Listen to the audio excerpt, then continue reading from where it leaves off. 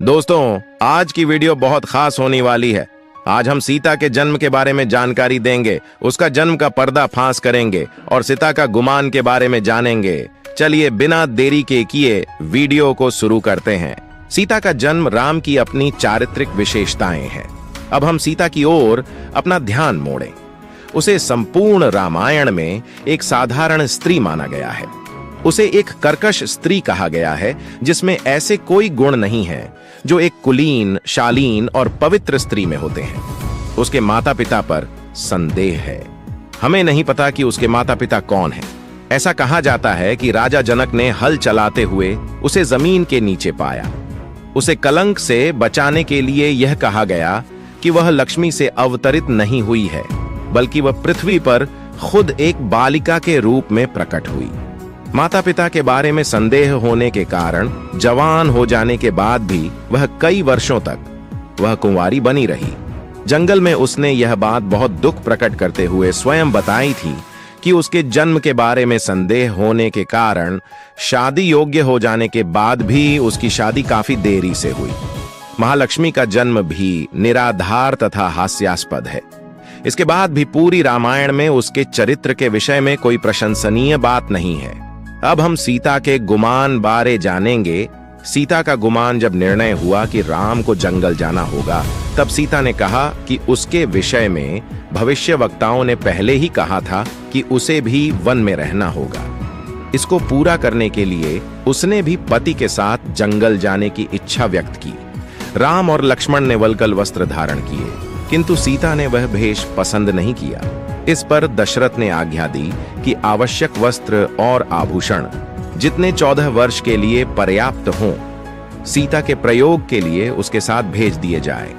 उसने अति प्रसन्नता पूर्वक उन्हें पहना और अपने आप को सुंदरता पूर्वक सुसज्जित किया। उसका पति वल्कल वस्त्र में, उसकी प्रिय और प्यारी पत्नी राजसी भेष में। इस तरह वे वन की ओर चले। वन गमन के समय वशिष्ठ, सुमंत्र और अन्य लोगों ने सीता के जंगल जाने का विरोध किया, क्योंकि दशरथ ने तो सिर्फ राम को जंगल जाने को कहा था, सीता को नहीं। लेकिन कैकेयी इस पर राजी नहीं हुई और सीता को भी अपने पति के साथ जाना पड़ा। तथाकथित आदर्श और पवित्र स्त्री सीता की गतिविधि यहीं नहीं रुकी। राम की मां और सीता की सास ने गहनों के प्रति सीता के भारी ललक को देखते हुए उसे यह कहते हुए डांटा था, अपने पति के प्यार के लायक बनो और मूर्खता नहीं करो। इस पर उसने अपनी सास को उत्तर दिया, मुझे सब पता है, मुझे आपसे कुछ सीखने की जरूरत नहीं है। जब राम ने चाहा कि सीता भरत के साथ रहे और कहा, तुम भारत के साथ रहो, तो उसने पलटकर जवाब दिया कि वह उस भरत के साथ नहीं रह सकती जो उसका तिरस्कार करता है। जंगल में जब भी उन्हें कोई तकलीफ हुई या मुश्किलों के आने की आशंका होती, वे कैकेयी को बुरी तरह कोसते थे। सीता इतनी कर्कशा कि कर्कशा भी कांप जाए। जब राम ने हिरण्य का पीछा किया और जब उसने मरते हुए तड़प कर पुकारा, सीता, लक्ष्मण, तो सीता ने लक्ष्मण से अनुनय किया। उससे राम की मदद के लिए जाने को कहा। लक्ष्मण ने उससे कहा, उसके भाई को कोई खतरा नहीं हो सकता है। इस पर वह गुस्से से उबल पड़ी और लक्ष्मण पर आरोप लगाते हुए बोली, क्या राम के मर जाने पर तुम मुझको पाना चाहते हो?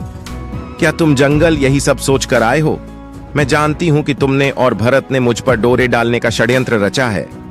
यह सुनकर लक्ष्मण सन्न रह गया और हाथ जोड़कर विनम्रता से बोला, हे मां, मैंने तुम्हारे पांव के अतिरिक्त तुमको और कहीं नहीं देखा है। कृपा कर इस तरह की बातें न कहो। सीता की इस पर प्रतिक्रिया कैसी थी? उसने उससे कहा, इस तरह कहकर क्या तुम मुझे देखने का आनंद उठाने के लिए और समय मांगना चाहते हो? एक देवी के अवतार के मुंह से निकलने वाले शब्दों को देखिए, जिसे जगत जननी या दुनिया की मां कहा जाता है। कोई कितना भी कर्कश हो, इस तरह बोलने से डरेगा, पर सीता ने यह सब कुछ कहा। इस तरह की कर्कशा को सर्वव्यापी और सर्वज्ञ व्यक्ति की पत्नी माना जाता है। ऐसा कहा जाता है कि वह इस पृथ्वी पर लोगों को नैतिकता और एक अनुकरणीय जीवन जीने का पाठ पढ़ाने आई थी। सीता के जीवन की महानता यहीं खत्म नहीं होती। अभी बहुत कुछ बाकी है रावण द्वारा। सीता के अंग प्रत्यंग का सौंदर्य बखान। सीता रावण को भोजन भी परोसती थी। सीता की तुच्छता पर कुपित और उसमें किसी भी तरह के शिष्टाचार, विनम्रता और गरिमा का अभाव देख लक्ष्मण ने उससे मुख मोड़ लिया था। तुरंत, मानो जैसे यह पूर्व नियोजित हो, दृश्य में सन्यासी के वेश में रावण का अवतरण होता है। सीता गर्मजोशी से उसका स्वागत करती है। इस पर रावण सीता की आंखों, दांतों, चेहरे तथा जंघाओं की प्रशंसा करने लगा। उसने सीता के स्तन की तुलना नारियल से की। वह सीता के शरीर की प्रशंसा करता हुआ कहने लगा, मैं ज्यों-ज्यों तुम्हारे अंग प्रत्यंगों को देखता हूं, त्यों-त्यों अपने आप को संभालने में असमर्थ हो जाता हूं। तुम्हारी सुंदरता मेरे हृदय को घायल कर रही है, जैसे नदी की लहरें उसके किनारों को खरोंच डालती हैं। इस प्रकार वह सीता के एक एक अंग की प्रशंसा करता रहा। यदि सीता वास्तव में आदर्श चरित्र वाली स्त्री होती, जिसका सभी को अनुकरण करना चाहिए था, तो वह उस स्थिति में क्या करती? क्या कोई मनुष्य हमारी स्त्रियों से इस प्रकार की बेहुदा बातें कर सकता है? और यदि वह ऐसा करता भी, तो क्या वह बच जाता? किंतु सीता ने क्या किया? रावण से अपनी सुंदरता का बखान सुनकर निहाल सीता रावण को खाना परोसती रही। सीता का अपनी उम्र के बारे में झूठ बोलना, कहना कि वह अभी किशोरी ही है। रावण को भोजन कराने के बाद सीता ने रावण को बताया कि वह जनक की बेटी और राम की पत्नी है, वगैरह वगैरह। उसने रावण को अपनी वास्तविक से कम उम्र बताई। जब वह रावण से बात कर रही थी, उस समय जंगल में आए उसे 13 साल हो चुके थे। उसने रावण को बताया कि शादी के बाद वह अयोध्या में 12 साल तक रही, पर इसके बावजूद यह कहा कि जब वह जंगल आई तो उस समय सिर्फ 18 साल की थी। यह कैसे हो सकता है? अपनी शादी के बाद वह 12 साल तक अयोध्या में थी। उसने खुद कहा है कि उसे पिता के घर शादी योग्य होने के बाद भी वर्षों तक अविवाहित रहना पड़ा। ऐसा कहा गया है कि रावण से सीता ने कहा कि उसकी शादी 6 साल की उम्र में हो जानी चाहिए थी। क्या वह 6 साल की उम्र में विवाह के लायक हो सकती थी? इसे देखते हुए क्या ऐसा हो सकता है कि 6 वर्ष की उम्र में विवाह लायक होने के बाद काफी लंबे समय तक अपने पिता के घर में अविवाहित ही रही? उसने इस तरह की बातें क्यों की? सिर्फ इसलिए कि उसकी ज्यादा उम्र के बारे में पता नहीं चले। उस समय वह 45 से ऊपर की रही होगी। चूंकि उसने खुद कहा है कि शादी के योग्य होने के बाद काफी वर्षों तक वह अविवाहित ही रही, तो माना जा सकता है कि शादी के समय वह 20 साल की रही होगी। 12 साल अयोध्या में रही और 13 साल जंगल में, और शादी के समय वह 20 साल की थी, तो इस तरह उसकी उम्र 45 साल रही होगी उस समय। लक्ष्मण इस बात की पुष्टि करता है। वह कहता है कि सीता एक ढलती उम्र की महिला थी, जिसका पेट बाहर निकला था। यह उसने कब कहा? शूर्पणखा राम से प्यार करती थी और उससे शादी करना चाहती थी। राम ने कहा कि वह शादीशुदा है और उसकी पत्नी है और उसे लक्ष्मण के पास जाना चाहिए, जो अविवाहित है। इसी के अनुसार वह लक्ष्मण के पास गई, पर लक्ष्मण ने उससे यह कहते हुए शादी से मना कर दिया कि वह तो दास है, और उसने उसको दोबारा राम के पास यह कहते हुए भेज दिया कि उसकी पत्नी उम्र दराज है और उसका पेट बाहर निकला हुआ है। चाहे जो हो, जब रावण सीता से मिला वह काफी अधिक उम्र की थी।